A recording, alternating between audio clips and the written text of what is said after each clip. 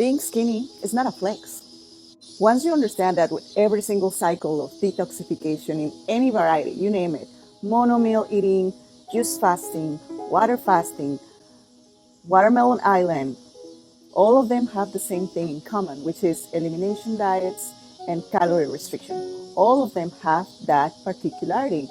And unless you have a very severe chronic condition that requires this drastic measure, I've seen that this is one of the most misleading practices in the raw vegan world. And I'm not generalizing because I know many raw vegans that are eating for health and they are not calorie restricting and they are, combining their food and supplementing when necessary and have a little bit of knowledge about nutrition to avoid deficiencies. I'm not talking about those raw vegans. But I've seen this is a common practice in people, especially women, unfortunately, that are trying to lose weight and maintain a low body weight. And in my opinion, those who are obsessed with being cleansed and pure and not having excesses and not being toxic and all of this terminology has more to do with the obsession with being slimmer and cleaner than real health.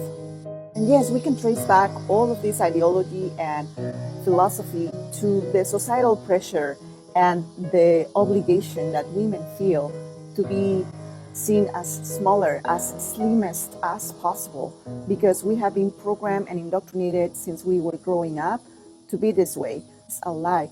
The slimmer you are, you're not more worth it. The skinniest you are not healthier.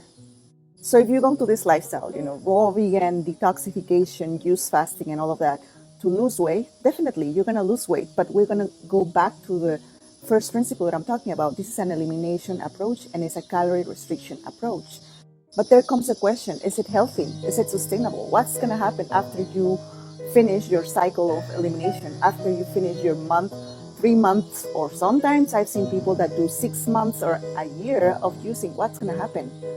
Are you losing the excess weight in a healthy way, or you are actually getting malnourished, right? And I want to reiterate that with every cycle of weight loss due to a detox protocol, you're not only losing body fat, but you're losing valuable muscle mass and bone density. And this is why my message has changed over the last 2 years.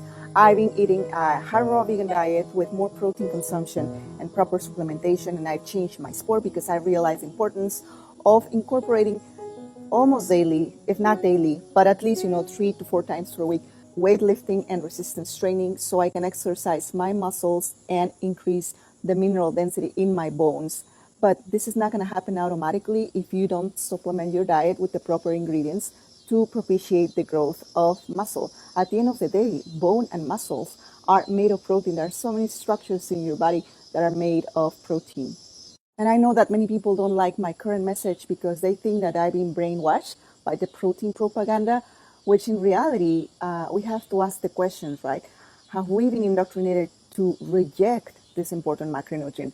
Have we been indoctrinated to mistakenly consider protein as something that is toxic? Have we associated the ingredient or the macronutrient protein with animal-based protein, and indirectly we think that all protein is bad or excess or extra protein is bad? So let's consider that as well.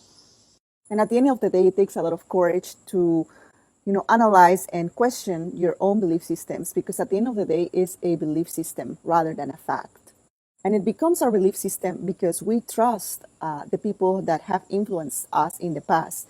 And it really takes courage to not only question their belief system that they pass on to us, but actually having the intellectual honesty to say, you know what, maybe I haven't looked into this with more detail, and maybe I need to pay more attention to avoid, detriments in my health in the future.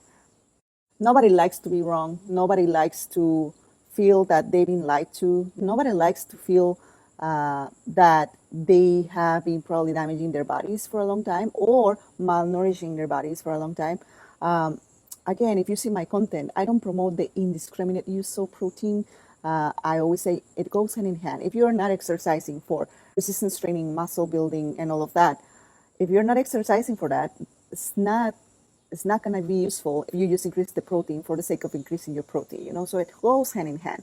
I've seen it in myself. I've seen it when I undernourished myself with protein, I didn't see any results. When I nourished myself with proper protein, following the recommendations, I can see the changes and I can see the results. Not many people have done DEXA scans. DEXA scan is basically something that tests your body composition, and I have had two, and my most recent one and the first one as well, they were okay. I have the highest amount of bone density and the highest amount of lean muscle mass for my age and gender. So yeah, I invite you to think about it. Not everything is detox, not everything is purification. Sometimes the body needs to rebuild. So the question is your current diet, especially if you are in a constant detoxification mode, is your current diet building your health, or you're basically just hanging in there, and then eventually you're going to see some deficiencies? And we see same story repeating itself all over again, cycles and hordes of ex-vegans, because we didn't pay attention to these details. A reset, a cleanse from time to time, sometimes is necessary, but it's not sustainable, and you cannot live forever under eating and under nourishing your body and under supplementing your body. I always say the risk of Western diets, including omnivore and carnivore diets, are excesses, and the risk of vegan and raw vegan diets are deficiencies. So we need to educate ourselves better in this day and age. With ChatGPT, with Google, you have at your fingertips the information and the resources to evaluate, self-evaluate if you are falling short on certain things. Because real health at the end of the day is not just about being skinny or how you look, but it's actually how you can perform and the capabilities and functionality that you can preserve as you get older. So if you want to know more about the subject and why I've changed my diet, from exclusive raw vegan eater to high raw vegan with more protein consumption and proper supplementation and incorporating resistance training into my daily habits, go and check my latest YouTube videos, my latest TikToks, my latest Reels, and my newsletters that you can find for free at drareli.com. Subscribe to the newsletter. When I release a new one, you can receive it directly in your email. Take care and see you next time.